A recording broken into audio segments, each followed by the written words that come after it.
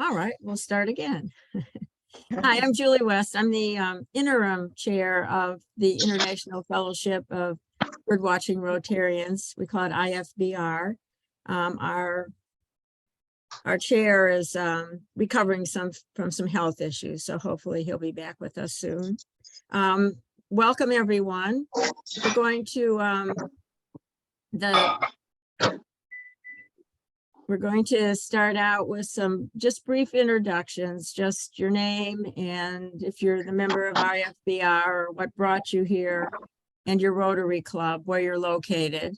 And then we'll get into the official program. So as I said, I'm Julie West. I'm a member of the Rotary Club of Cleveland in Ohio, USA, which is on one of the Great Lakes, Erie. All right, and I'll call out names because it's hard otherwise. So let's go to Krishna next. Hello, good day. My name is Krishna Manjapuri. I live in the northeast part of the United States in a city called Nashua, New Hampshire, about 40 miles north of Boston. I'm a member of the Sohegan Valley Rotary Club here in Nashua, and I'm a member of IFBR. One of our board members. Don, let's go to you. Thanks, Julie. Don Ripper. I'm one of the inaugural members of the fellowship from 1991. I'm a member of the Rotary Club of Sale in District 9820 in Victoria, Australia. And the time now, from my estimate, is 5 minutes past 1 a.m. Madhu. Hello, everyone. I'm Madhu Vishnu. I am living in Calcutta, eastern part of India. I'm from the E-Club of Melbourne, District 9800, Australia, and I've joined IFBR a long time ago. Currently, I'm the board member. Thank you. Thank you. Evast? Yes, I'm not a member, but I'm invited by Eva Nordvall, who is the only, up to now, the only Swedish member. Well, I'm a Swedish bird watcher, and I belong to the same Rotary Club as Eva in Stockholm. And I'm living close to Stockholm. Well, welcome. We're glad to have you. Thank you for inviting me. Glad to have you join us. Thank you. Thank you. Eva. Oh, you seem to be muted. At least we're not hearing you. All right, we'll go on to Steve and then come back to Eva. Hi, good morning from upstate New York. Odinata Sanctuary. I'm Steve Melcher, and I'm a member and a board member of the fellowship, and looking forward to the program. Thanks, Steve. Judy? Good morning, or at least it's morning here. I'm Judy Gann. I'm a member of the Seattle International District Rotary. It's shortly after 6 a.m. here. Loxley. Good morning. Can you see me? Yes, we can. Okay. So I am from northern Minnesota. My husband is actually the Rotarian, but I'm the one that loves to sign up for all of the different programs, birding and host fellowship and international travel. So I appreciate that I can do that. The northern Minnesota area that I'm in is the western part of the state, and it's a flyway for migrating spring birds. So we get warblers and the beautiful birds coming up from the Mississippi River, Gulf of Mexico, and coming up to Canada eventually. So we're only 2 hours from the Canadian border. Anyway, so I'm looking forward to this, finding out about Egyptian flyway area. Okay.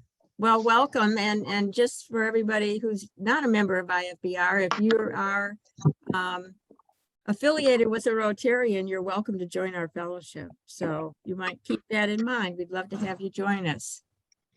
All right, let's see. People are changing around here. Babs.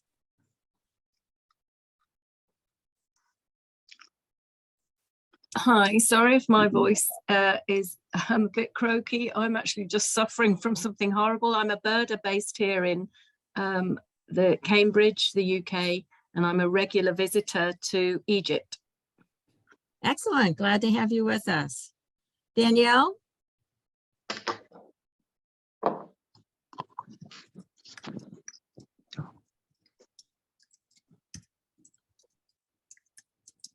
Danielle, we're not able to hear you.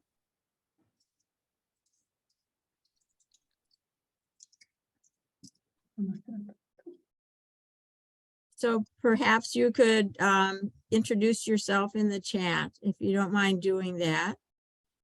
Eva did note in the chat that she is having trouble with Right. her audio. Let's see if this works now. Yes, perfect. Go Yeah. for it. Ah, you can hear me now. Okay, was something wrong. I am Eva Nordvall, and I am a member of Stockholm Sergel Rotary Club, and presently in Spain. So I spend quite a lot of time in southern Spain. I'm a member of the IFBR board also. I have invited Eva, who presented herself recently, and also my husband. He is close behind me here. Yeah, there is. So he is here as well. Okay. Great. Thank you. I'm going to say Nagua. I apologize if that's not correct. You said it correctly. Hello, everybody. I am first, I live in Canada, in Mississauga, and I am the president of Rotary of Mississauga. Excuse my voice, I'm under the weather. Oh, I was born in Egypt and traveled everywhere in the world, and I am very interested to hear about what's happening in Egypt. I was long time away from Egypt. I left Egypt in 1975. Thank you for having such kind of interest in finding out how the birds of Egypt are doing now. Thank you. We're glad to have you join us. Danielle, are you able to talk with us yet?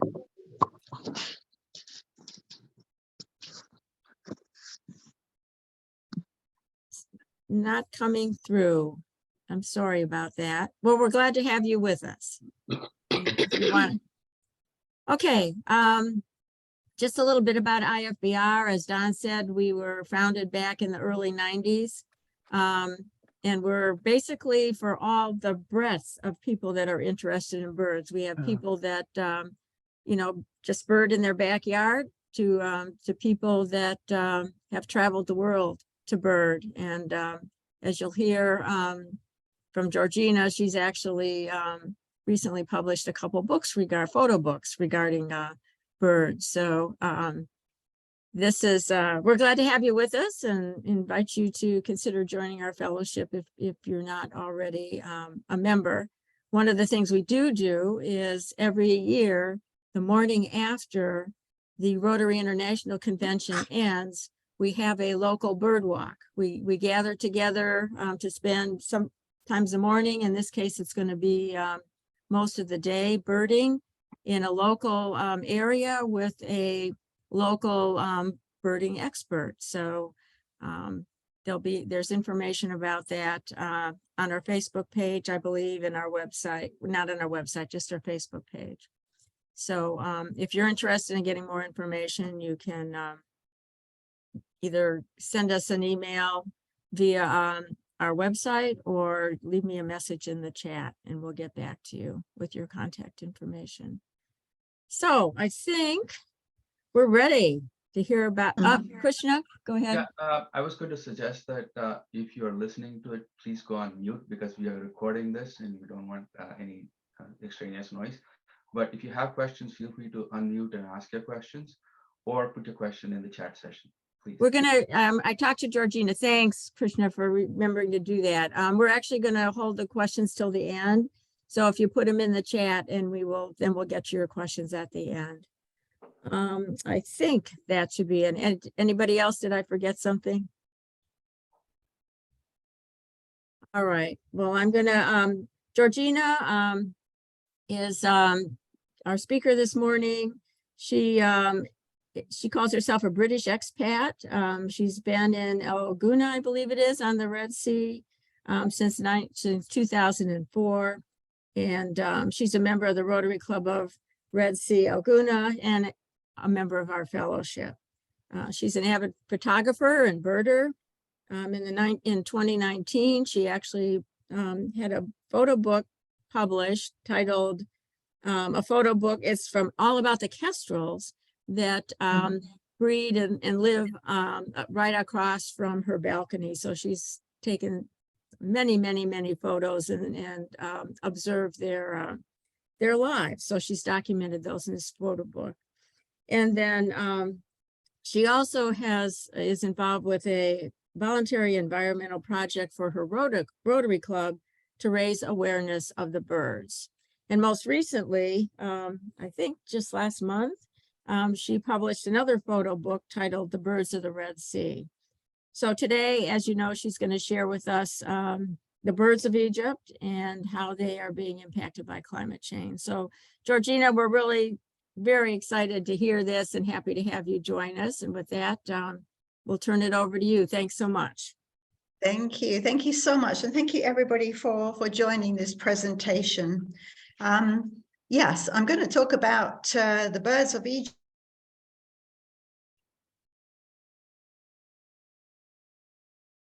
Specifically the Red Sea. This is an environmental project for Rotary Club of Red Sea, Gouna. Now, unfortunately, the internet connection might be a little bit unstable, so I might drift in and out, but hopefully if I disappear, you can still read the slides. So let's get started. So this is me. I've been living here, as Julie kindly said, since 2004. Yeah, it's a beautiful place to live. We're right on the migration path between Africa and Europe. So these are my dear neighbors, the kestrels. I was actually photographing them to begin with just like starting off with a little bridge camera. And some ornithologists became interested mainly at the prey they were catching. And I'd always concentrated on the kestrels, and I thought, how on earth would I learn what they were catching? And this made me realize there's just very little awareness about all the birds. And I thought, I've got to start understanding more about the migration and the birds we have here.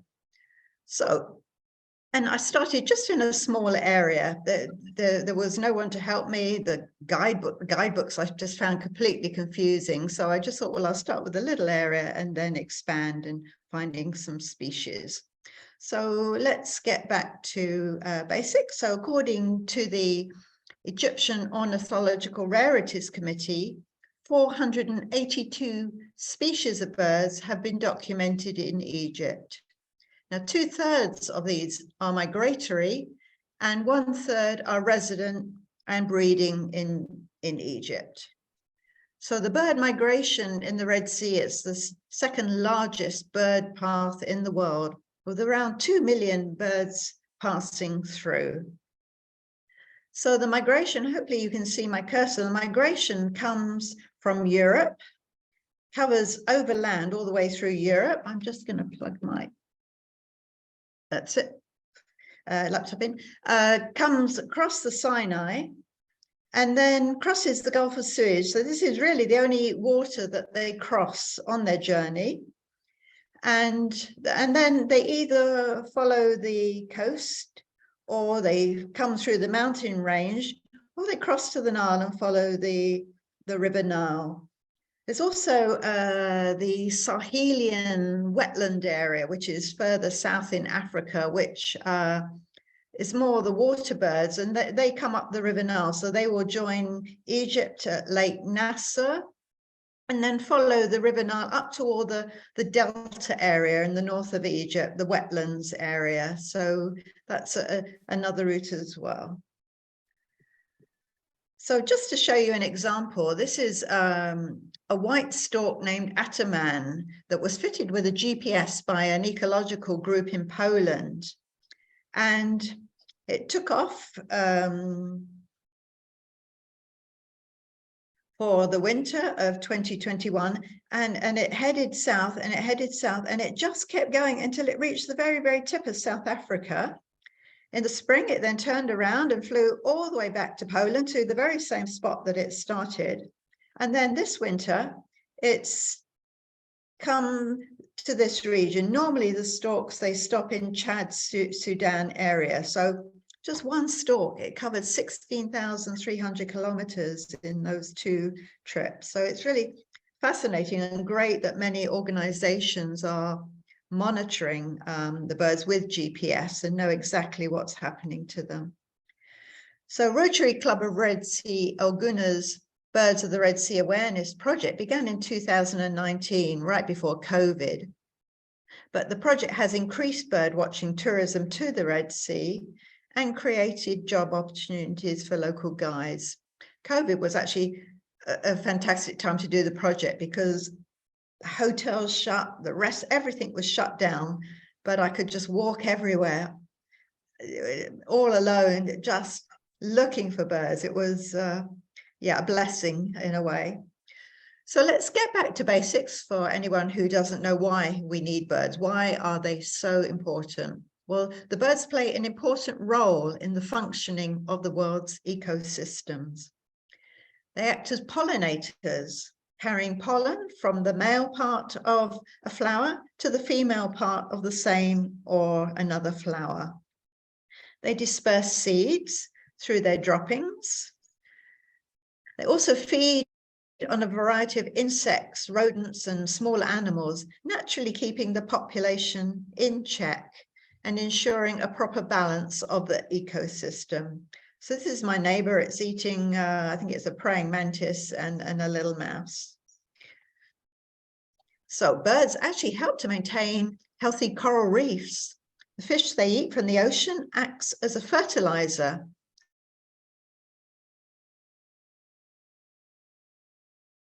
As their droppings are full of nutrients, and we have fantastic coral reefs here in the Red Sea. If there were no birds, then animal carcasses would litter the earth, spreading diseases and enable other scavengers to take over. So this is where I live. This is the town of El Gouna. It's located on the edge of the rocky eastern desert of Egypt. And 30 years ago, it didn't exist at all. It was just coastline, sand, and the sea. But now, 30 years on, all the little shrubs and trees that were planted are now mature and just singing with birds. So it's an oasis for the migratory birds. It has a variety of plant life, wetlands, mangroves, grasslands, and of course the Red Sea coastline. So, and I live somewhere in the middle in the lagoons. So this is where we are in relation to the rest of E7 at Sharm el-Sheikh, where the COP27 conference was in Sharm. So if I say I took a bus to Cairo, it would take approximately 5 hours and maybe 3 to Luxor, maybe more to Aswan, but many, many fantastic birding areas. South of Cairo, well, north, you've got the wetland areas, Alexandria, the Mediterranean coast. Then you've got places like Fayoum, which are very desert and lakes, or the River Nile.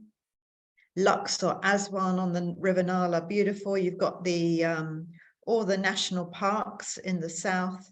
So it's a beautiful country for birding, but very little bird watching tourism here. So this is typical habitats we have here in El Gouna. This is a mangrove lagoon. I think this is the most northern part of where the mangroves survive. And this is typically lagoon beaches for the waders and shorebirds. This is the golf course, which attracts a lot of the pipits and wagtails. So a lot of variety. Great cormorants sitting at the entrance to one of the harbors and the migration. And then right on the edge of the eastern desert. So the birds love the desert, so the rain can fall anywhere in the desert, and then it will suddenly rush through all the wadis. So this is like a canyon with tall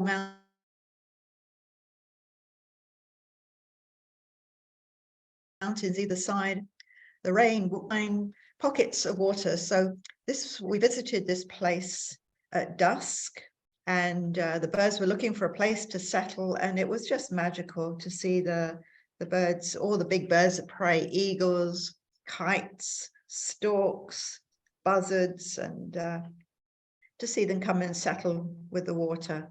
And it's absolutely stunning. Once the rains come and everything turns green, and it's a beautiful part, lots and lots of sort of desert areas, but then you get these little oasis pockets. So this is in Gouna, a little bird hut that Gouna management built.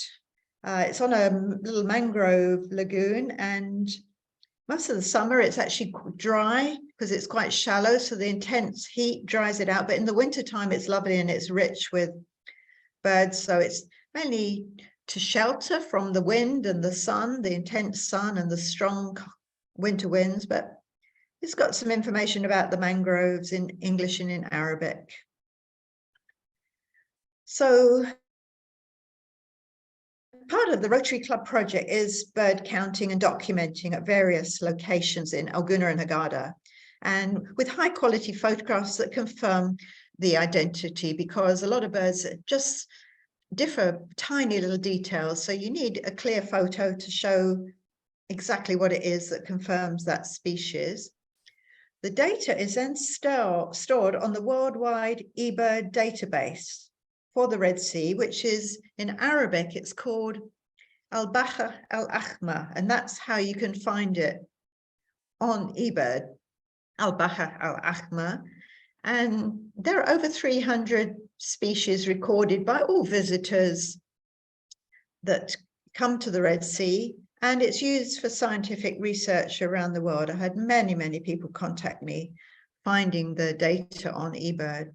So this is a typical screenshot of the page for Al-Bahr Al-Ahmar. This was a screenshot taken back in October. So it shows the date, it shows the observer, where this person was looking at the birds, and then it shows all the different species. And if you wanted more information about a particular species, you click on the species and it tells you what the range is, how the bird looks if it's breeding. Sometimes they change completely.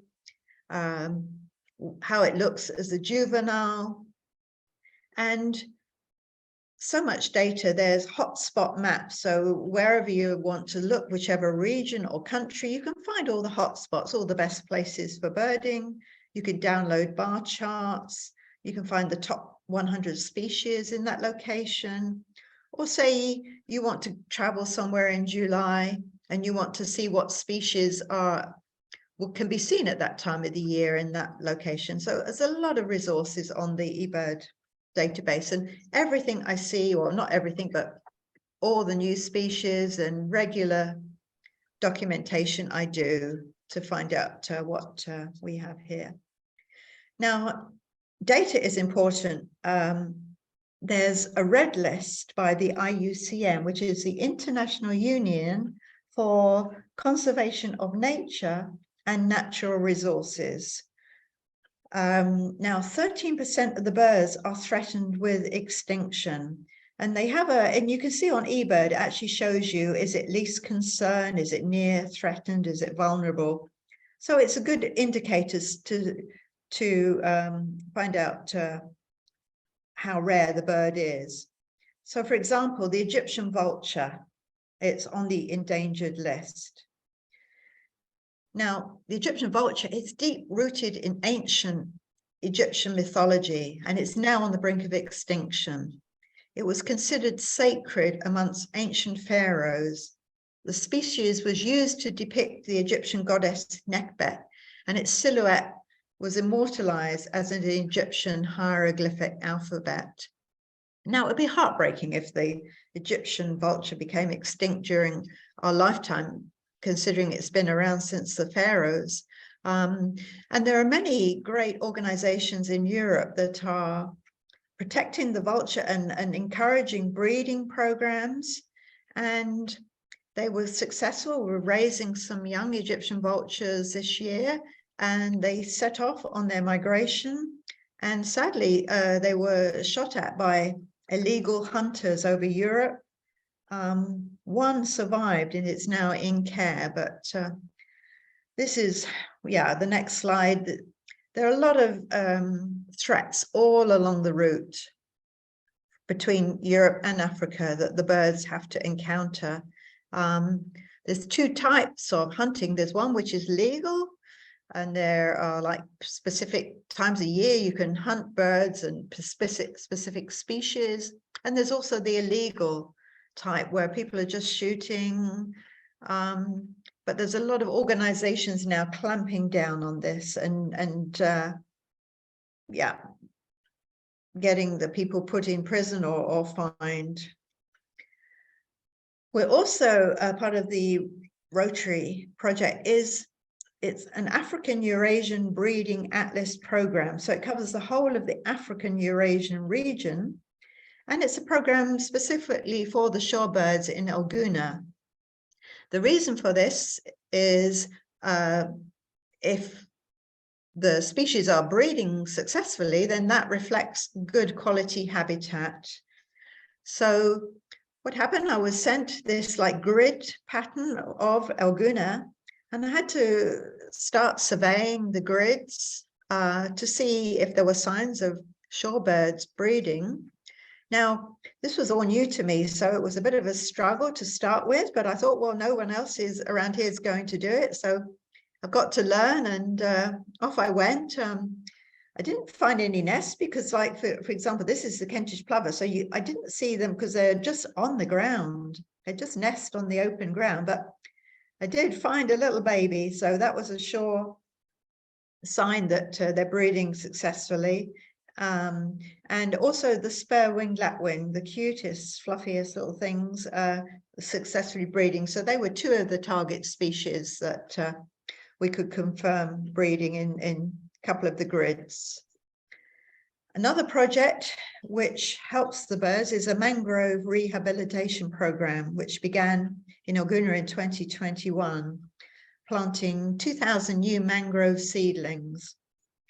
Now, Rotary were involved to encourage planting in the important birding areas, and they have transferred some of the seedlings to the lagoons, which are popular with the shorebirds and the waders. Mangroves are super important. They're protected by international law. They're protected by Egyptian law. They help mitigate climate change by pulling massive amounts of greenhouse gases from the atmosphere and storing them in the soil. They also bind the earth together. So along the coastline, they stop erosion of coastlines. So they're really a fantastic plant that can survive in salt water. So these are just some photos. This is how the little mangrove seedlings look. They were just wrapped up and just remove the packaging, and they went wading out into the lagoons to plant them. And yeah, you have some losses, but the majority of them are doing well. And this is a poster we prepared for this lagoon to show a lot of the bird species that you can find there. So these are the typical sort of waders and shorebirds, purple herons, white storks, the Eurasian curlew that's on the red list, the whimbrel, the western reef egret. So globally, around 3 million trips are dedicated to bird watching every year. Nature-based tourism is one of the fastest growing tourism sectors with a diverse array of interests and disciplines. So some bird watching tourists, they just want to get the best photographs. Some are more interested in conservation. Some are interested in a specific species. So they all come for different reasons. The Red Sea is in need of nature parks that attract migratory birds and attracts birdwatching tourists. It's a whole new market really that's not been explored because of the data now that's appearing on eBird. It's literally risen the last couple of months. The loggings on eBird for Al-Bahr, Al-Ahmar, Red Sea have gone up 200%. So people are coming, but we don't have any bird guides in the area. So this is a whole industry that, and I think I'm really trying to encourage the building of a nature park across in the mountains. So we shall see. I'll keep you posted on that. Now, let's talk about climate change, and it's affecting the migratory birds. They're particularly vulnerable to the effects, and they're also a good indicator of when things are going wrong with the planet. The timing and route of bird migrations is shifting. Breeding locations are shifting. And birds are dealing with climate change by altering body size. I mean, you've got the rise in temperatures, you've got flooding, excessive rain, you've got drought. So they have a lot of challenges. So this is a typical view of the stork migration appearing, and there's just spiraling in the thermals silently. And sometimes, you know, many people just don't even realize they're passing overhead. And a good indication is when the light starts flickering. As birds cross in front of the sun, suddenly your lights will be, the sunlight will be flickering. And that's a good indication to look out the window and you'll see a sky. And sometimes thousands, they just keep on coming, thousands upon thousands of storks. And they pass by over my roof terrace and give me a wave. So the migratory birds need to find safe places to settle during their repeated journeys. So loss of habitat due to climate change is a major threat to bird species. I mean, in the fire that have been in Europe, new places. Wetlands also need to be protected. Wetlands including coastal and interior, provide critical breeding habitat to many species. And wetlands capture and store carbon at a high rate per acre. So we need to encourage more wetlands threatened. That was visiting Almond Grove Lagoon. So the conservation of birds should focus on such things as monitoring bird populations. We need to find out whether populations are increasing or decreasing. Training and better management of habitats. Do they understand what mangroves are? Do they understand what wetlands are? How to protect them? Reduce poaching and hunting. And developing or supporting laws. It's no good having laws if nobody's paying attention to them and everybody's ignoring them. So these are the things that need to be considered.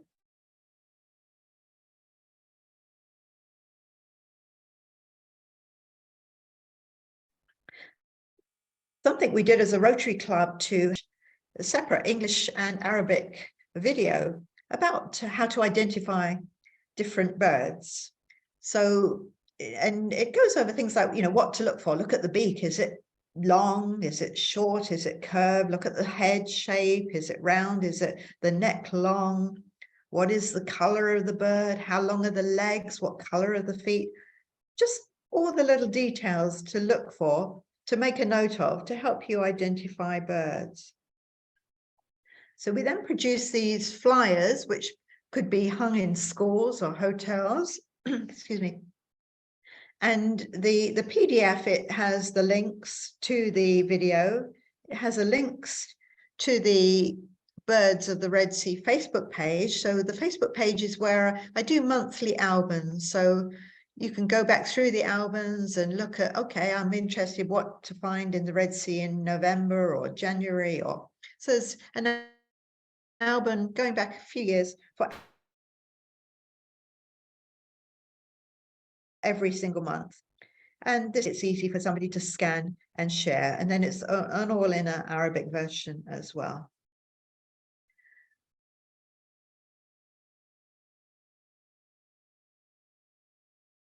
this was before COVID and a little to the birds. And we produced these little laminated checklists and shared it so people could print them themselves and laminate them. And then the kids had little, and they loved it. You know, I said to them, you've got to be really, really quiet. You've got to move really, really slowly. And they were creeping around. They really enjoyed it. I thought, oh my God, they're going to be running around everywhere, but they really, really loved it. So it's an idea to encourage children to be more involved. This is something we do every year in Gouna. It's Earth Week. We have a week dedicated to activities, environmental activities. So this included bird watching, and with thanks to the Ornithological Society of the Middle East, they gave us Arabic guidebook, beautiful guidebooks with lovely illustrations, color illustrations of the birds of the Middle East, and a pocket checklist. So this was nice to hand out the checklists for people to take. Something else we do, regular beach cleanups. The wind typically always comes from the north, and there's a lot of industry further north with the wind farms and the oil fields. And so a lot of plastic is just blown and comes in by the tide. So it's an endless task to clear up the plastic. So what can we all do to help with climate change? Well, actually everyone around the world needs to take small actions to adjust their daily habits to be more environmentally friendly. If we all did something, it would make an enormous difference. Reducing energy consumption. Do we really need the air conditioning on the heating at that temperature? Can we reduce it a little bit? Can we save water when we're brushing our teeth? Turn the tap off when we're washing up. Use a bowl. Don't just leave the tap running. Just always get leaks repaired. Eat plant-based food. Use public transportation. Since I've been living here, which is nearly 20 years, I've never owned a car. I walk or I use my bicycle, and I use public transport if I need to go further.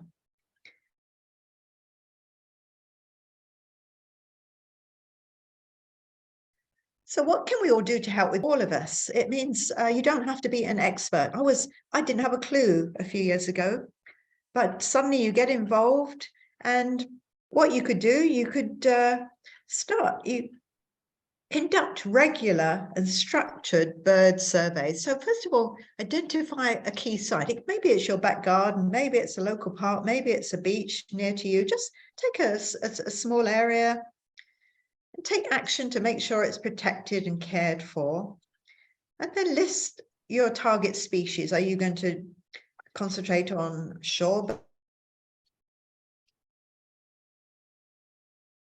birds and then visit the place every month, walking the same distance. So maybe do 1 kilometer for 1 hour each time.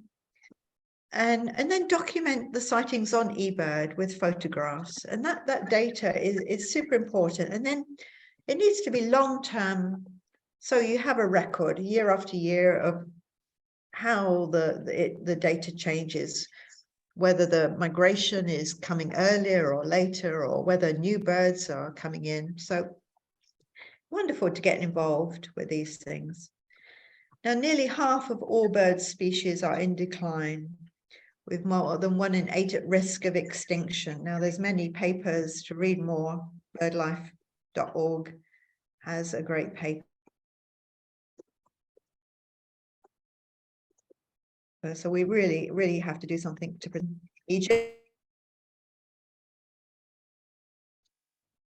There was an exhibition in January this year, and it was for all bird photographers all over Egypt, and there's not that many, but we got together 100 bird photographers from around Egypt. We all submitted 3 photographs, and then the organizers chose 1 from each person. So they had a whole array of all the different types of birds in Egypt. And it was the exhibition was held at the wonderful location of the Cairo Opera House, which is right near the River Nile in the center of Cairo. And the great news is it's going to be held again in January 2023 between the 10th and the 13th of January. So anybody in Cairo, the Cairo Opera House, it's in one of the outer buildings, the Adam Haneen Hall. So that will be lovely to have that again. And it's a great opportunity to meet all the birding experts from all over Egypt. So this is thanks to the International Fellowship of Birdwatching Rotarians. This is who we all are today. There are now there's over 150 members in 20 countries. And as Julie said, they meet every year at the International Convention, which is going to be held in Australia this year. Our Rotary Club project from Gouna also appeared in the Rotary International magazine in January 2022. So that was lovely to have some recognition. Now, there are further contacts for sure. The Ministry of the Environment in Egypt.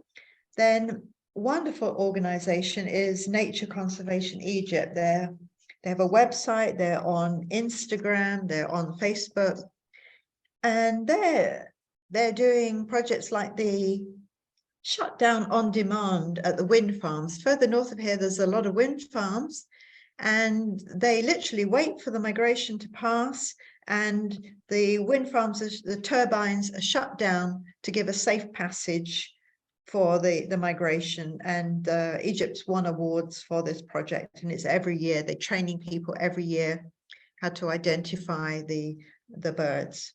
There's also, just further north of that, a new lookout station on a side of a mountain, a place called Galala. The birds, this is the crossing point where the birds cross from this side across to the Sinai. And this has attracted worldwide attention. There people are coming, and it's a counting station to add to all the worldwide data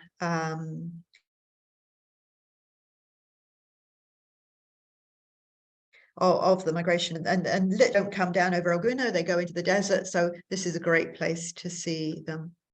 Another project is they're looking at power lines and how they can protect the birds more from the power lines, and also hunters, clamping down on illegal hunting in Egypt.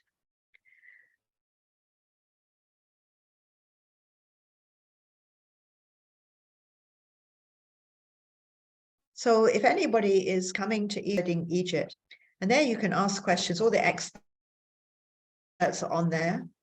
You can be interested in a particular species, or you want to see the migration, they can tell you the best places to go. They can arrange for guides, they can arrange everything for you. So it's just a Facebook page with thousands and thousands of people following it, called Birding Egypt.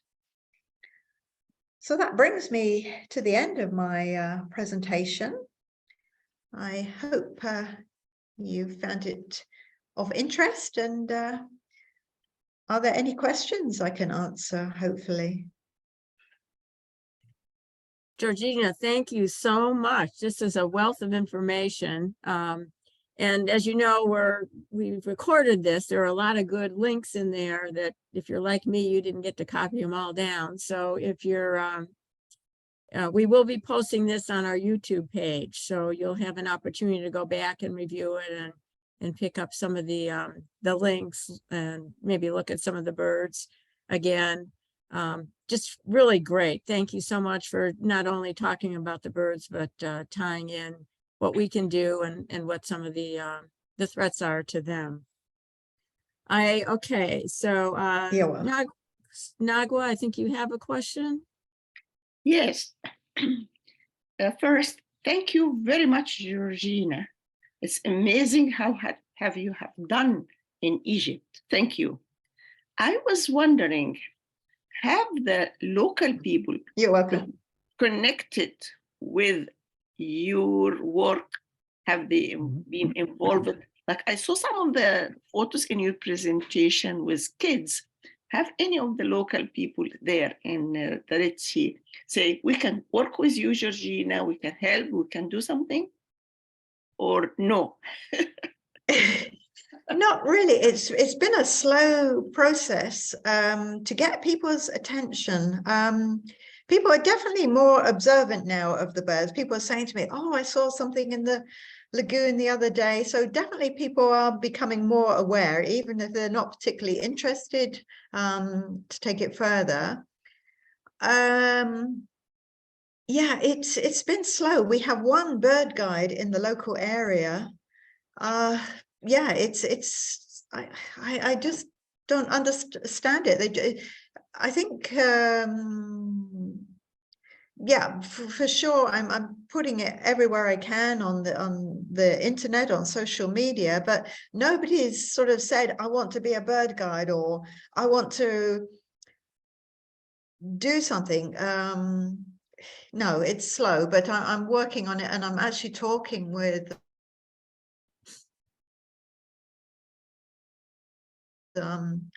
Gouna, with quite keen to build a nature park. I mean, it would be fantastic to have a nature park here across the road by the mountains with water to attract the migration. Then universities could come and study the birds. People could come from abroad, and there is an issue in Egypt with the sensitivity about cameras with long lenses and binoculars. So to have a private nature park, everybody could just come with their long lenses and cameras and binoculars, and nobody would be disturbed. I will not give up. Thank you for your explanation. Yeah, it is expected. Yeah, I know how. You're welcome. Yeah, but we keep working, we keep doing, and it might be helping the environment as a whole in Egypt. Yes, yes. Thank you. Yes. Shwaya, shwaya. Shwaya, shwaya. Yes. I didn't see any specific questions in the chat, Georgina, but I did see a lot of thank yous, compliments, and also for connecting both the birds and the environment and what we can do. Loxie did put a piece in the chat about something that she'd like us to be aware of going up in Minnesota. So Loxie, you want to share that with everybody? Yes, the third week of May every year, third weekend, the local Chamber of Commerce and the area birders host a international program of bird observation and field trips. We have the Tamarack National Wildlife Refuge nearby, and we are 3 biomes: the forest, that's hard to describe, the deciduous, the plains, and we've got rivers, lakes, woods, everything around us. It's beautiful. But I do have a question for Georgina. The mangroves I'm familiar with down in Florida seem to be doing really well. Are the mangroves that you're restoring having a climate? Is there something happening that the climate is affecting the mangroves, that you have that restoration? What's happened? Nobody really, I don't think people knew what the mangroves were. We had some areas where the mangroves were sort of roped off, and the ropes were just sort of getting destroyed, and suddenly one of the residents here, yeah, he went to the town managers and said, "Look, nobody's aware of the mangroves, and they need maintaining." And then the town responded by there is a nursery place just south of here in Safaga. Do grow the little mangrove seed. They came to Gouna to test the soil. The first step is to test the soil.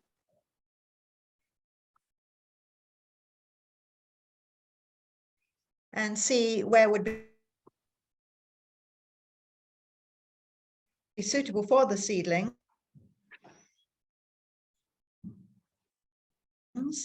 And then the time of year you have to work out a good time of year. So it's frost here, but and then yeah, expand more mangroves and hopefully produce a nursery here.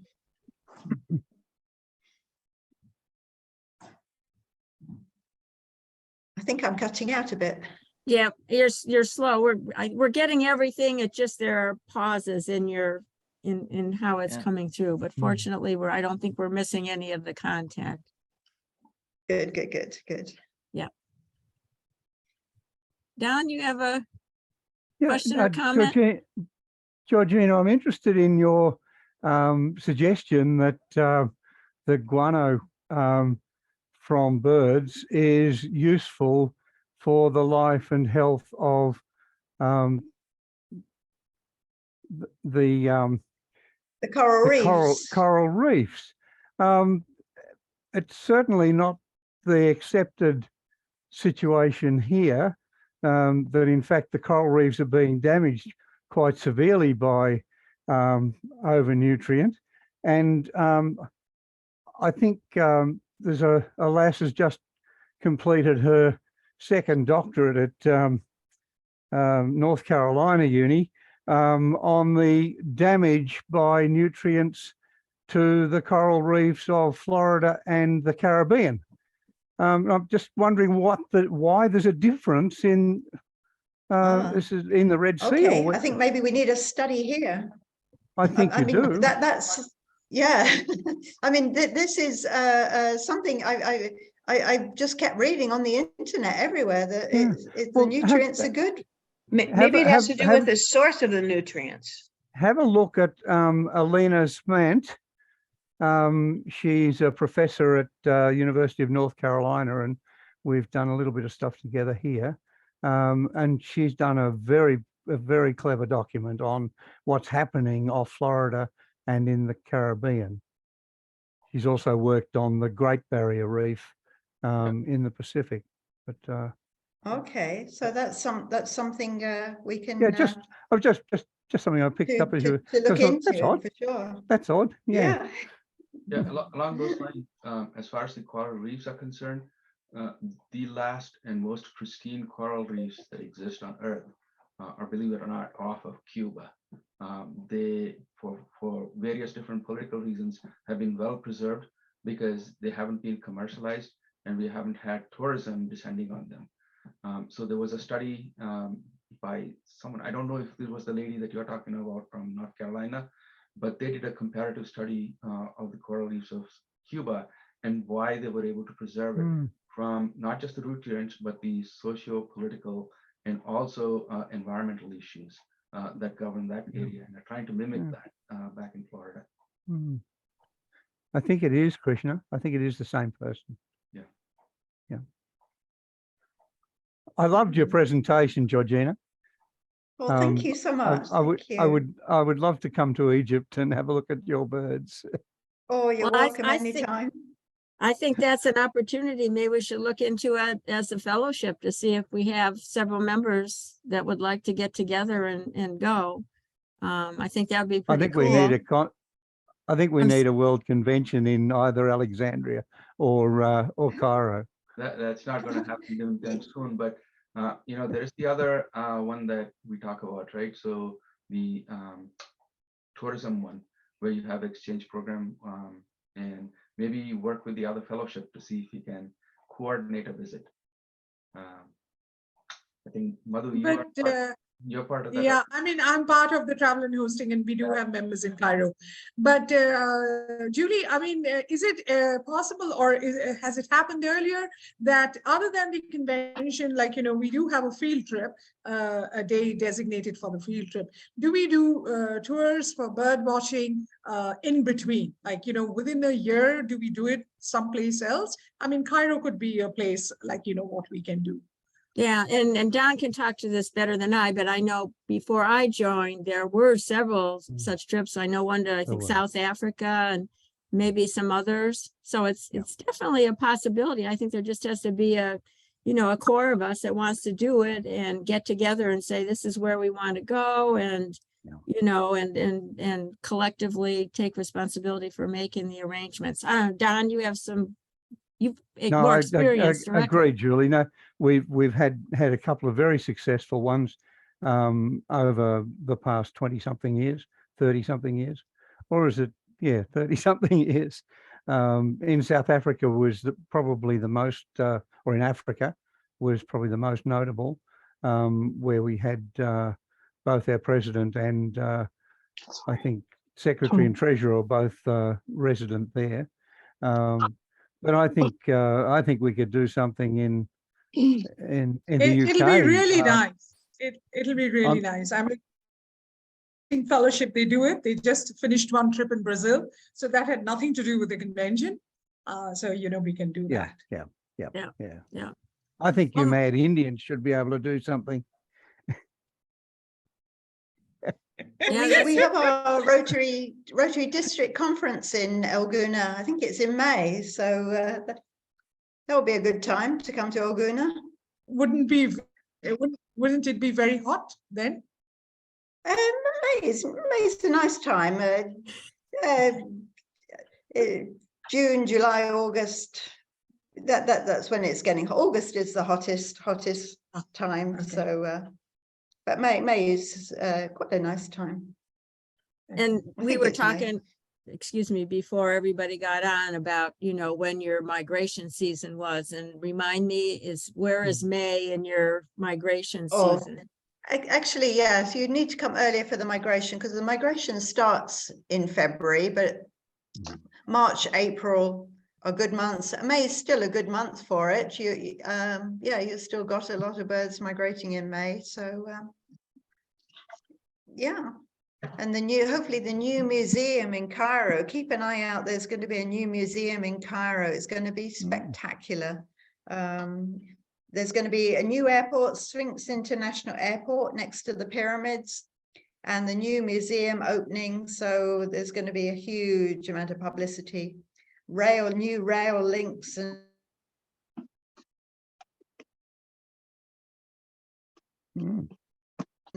yeah, it's monorails and everything for the visitors.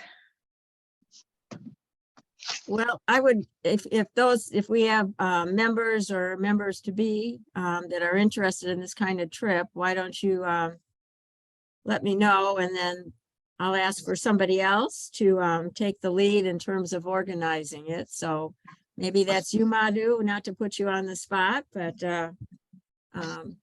we'll see. So let us know. And you can send an email to ifbr.birding, and I think it's at gmail.com. But you can contact us via our website. There's a way to contact us if you're a member or a member to be. Valerie, I see you just joined us recently. We are recording this, and we're through the total presentation, but it will be available on we're glad to have you with us, and the recording will be up on our YouTube page. And that'll probably be posted on our Facebook page, which you can find by looking for Birdwatching Fellowship or Rotary Birdwatching Fellowship. You can find our Facebook page. Anybody else have anything to add? All right, well, it's again, Georgina, thanks for the excellent presentation. Thanks for you all for coming. Thank you all for joining. Thank you all for joining. And don't forget our annual bird walk the Thursday morning after the Melbourne convention closes.